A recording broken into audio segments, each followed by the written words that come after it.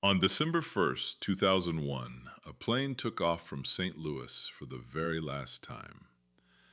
It was the final flight of World Airlines, an airline that once defined what it meant to fly in America. By the end of this video, you'll understand how 71 years of glory ended with 3 bankruptcies. TWA started in 1930 when the government forced 5 smaller airlines to merge. The mission was coast-to-coast air service, New York to Los Angeles, with stops through the heartland. It was the golden age of aviation being born. Then Howard Hughes entered the picture. He started buying TWA stock in 1939. By 1944, he had full control. A billionaire, a movie producer, an aviator, and now the owner of one of America's biggest airlines. After World War II, Hughes pushed TWA to go international. Europe, the Middle East, Asia. TWA became the unofficial second flag carrier of America, alongside Pan Am. They were royalty in the sky. They had one of the most iconic buildings in aviation history, the TWA Flight Center at JFK Airport. Designed by architect Eero Saarinen, it looked like a bird about to take flight. Pure space-age glamour. But behind the scenes, cracks were forming. The Airline Deregulation Act of 1978 changed everything. Before deregulation, the government decided which airlines flew which routes. After it, any airline could fly anywhere. Budget carriers flooded the market and undercut everyone on price. TWA was built for a protected world.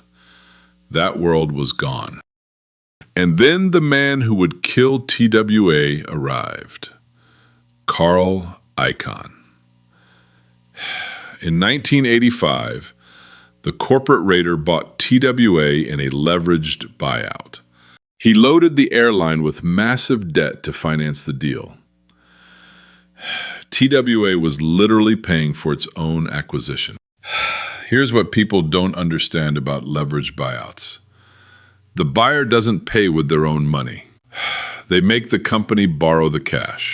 It's the corporate equivalent of stealing a car and making the owner pay for gas. And that's exactly what Icahn did to TWA. Icahn started stripping TWA for parts. In 1991, he sold their London Heathrow routes to American Airlines for $445 million. Those were their most profitable routes.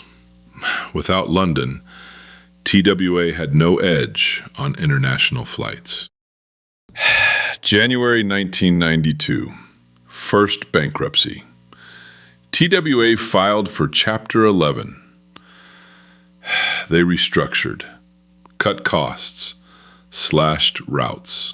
Icahn was pushed out in '93, but the damage he did lived on in every debt payment. Second bankruptcy in 1995. They came out again, but the airline was a shadow. Aging fleet, shrinking routes.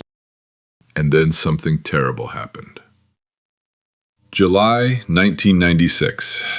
TWA Flight 800 exploded over the Atlantic after takeoff from JFK. 230 people died. It was the third deadliest aviation disaster in U.S. history at the time. The investigation took 4 years and concluded it was a fuel tank explosion, not terrorism. But the public didn't care about the facts. People were afraid to fly TWA. If you're following the story and you're not subscribed, hit that button now.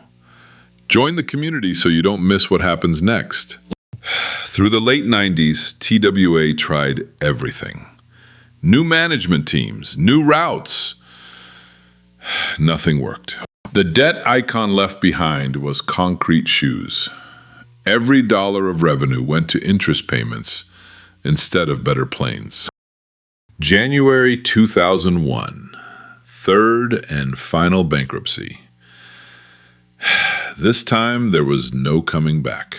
American Airlines swooped in and bought the pieces. The merger went through in April.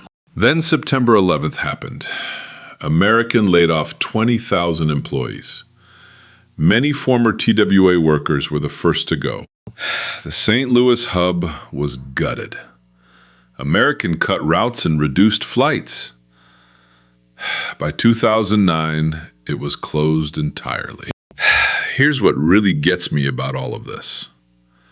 TWA didn't fail because it was a bad airline. It was killed by one man's greed. Carl Icahn extracted hundreds of millions and left the company drowning.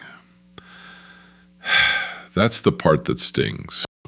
There is one beautiful footnote.